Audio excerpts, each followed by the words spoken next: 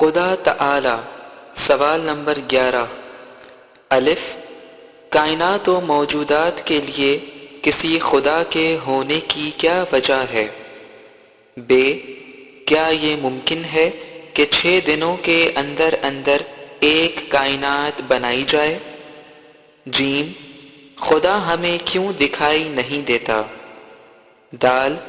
دنیا میں ایسے لوگ کیوں موجود ہیں جو خدا کی ہستی سے منکر ہیں؟ جواب یہاں پر 4 سوال ہیں جو بہت عجیب اور بڑے دلچسپ ہیں، کیونکہ یہ اپنے پس منظر اور ماحول کی عکاسی کرتے ہیں۔ بہرحال بتانا یہ ہے کہ خدا تعالی کے وجود و ہستی کے ثبوت کے لیے ہزاروں وجہیں اور ہزاروں دلیلیں ہیں، تاہم یہاں جو گنجائش ہے اس کے مطابق بات کریں گے کہ الف پہلے سوال کا اشارہ یہ ہے کہ کائنات و موجودات خود بخود وجود میں آئی ہے اور ہر چیز خود از خود قائم و باقی ہے، تو پھر کسی خدا کے وجود کی کیا ضرورت ہے؟ حالانکہ یہ تصور سراسر غلط ہے، اس لیے کہ اگر خدا نہ ہوتا اور کائنات اپنے آپ پیدا ہوئی ہوتی تو ایسی فطرت کے اس قانون کے تحت دنیا میں کسی کاریگر کے بغیر خود بخود مصنوعات بنتی رہتی، مگر سب دیکھتے ہیں کہ صنعت غیر کے بغیر کوئی مصنوع نہیں بنتی ہے۔ اس سے ثابت ہے کہ خالق کے بغیر اس عالم کے وجود میں آنے کا نظریہ بنیاد ہی سے باطل اور قطعی طور پر غلط ہے، اور صحیح یہ ہے کہ خدائے خالق نے اس کائنات کو وجود دیا ہے اور اسی نے ہر چیز پیدا کی ہے۔ اس منظم و مکمل کائنات کے خود بخود پیدا ہونے کا تصور اس قدر بے بنیاد اور بیہودہ ہے کہ ایک معمولی عقل والا انسان بھی اس کو پسند نہیں کرتا، کیونکہ یہ نہ کوئی کامیاب سائنسی ریسرچ کی بات ہے اور نہ ہی کوئی صحیح منطق، بلکہ یہ باطنی عقل کے اندھوں کا خیال ہے۔ ب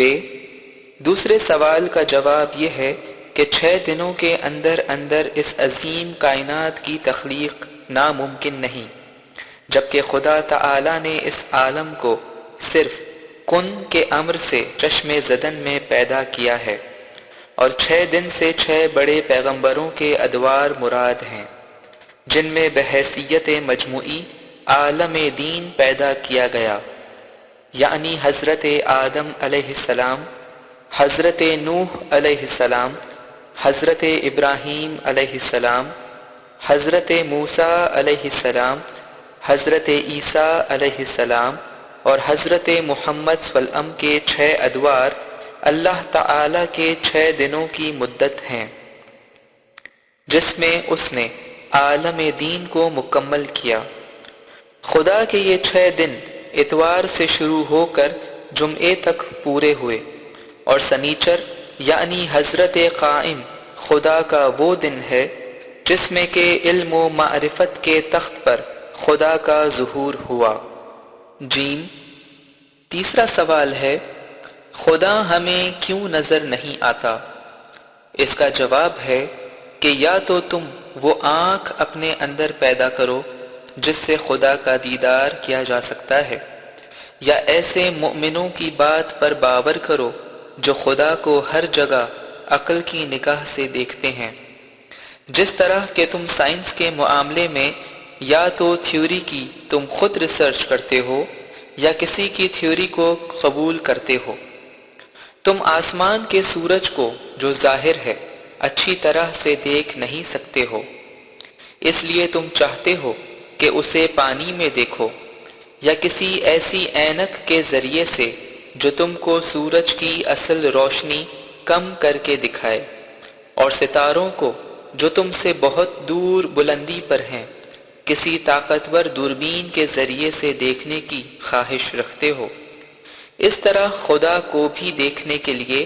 ایک خاص آنکھ کی ضرورت ہے۔ انسان کی جسمانی آنکھ اسی روز کھلتی ہے جبکہ وہ پیدا ہو جاتا ہے، مگر وہ اس آنکھ سے دیکھنے کے باوجود دیکھ نہیں سکتا ہے، کیونکہ وہ ابھی بچہ ہی ہے، جو شناخت کے لحاظ سے حیوان کے بچے سے بھی کمزور ہوتا ہے۔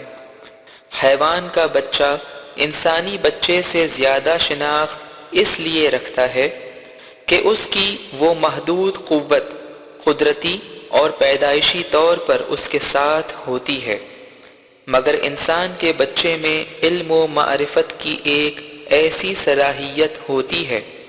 جو صرف تعلیم و تربیت ہی سے لامحدود ہو سکتی ہے،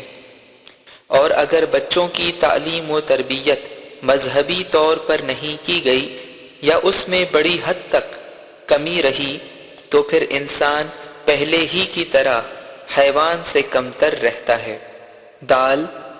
چوتھا سوال ہے،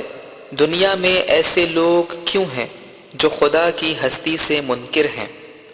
جواب ہے کہ کیوں نہ ہوں، جبکہ ایمان کے مقابلے میں کفر اور دن کے ساتھ ساتھ رات ہے، اور دنیا میں ہر چیز کی ضد کا ہونا لازمی ہے تاکہ معرفت کا امتحان ہو۔ اگر تمہارے خیال کے مطابق کافروں کا وجود ہی خدا کے نہ ہونے کی دلیل ہو سکتی ہے، تو پھر دنیا والے سب کے سب خدا کی ہستی سے منکر اور کافر کیوں نہیں ہیں کہ بہت سے لوگ خدا کو مانتے بھی ہیں؟ اگر سوال کا مطلب یہ ہو کہ خدا کا وجود ہوتا تو دنیا میں کافر کا نام و نشان نہ ہوتا اور ہر جگہ ایمان کا دور دورہ ہوتا، یہ بات بھی صحیح نہیں ہے، کیونکہ انسانوں کو اختیار دیا گیا ہے جس کی وجہ سے وہ دو گروہ ہو گئے ہیں، یعنی اس جہان میں مومن بھی ہیں اور کافر بھی۔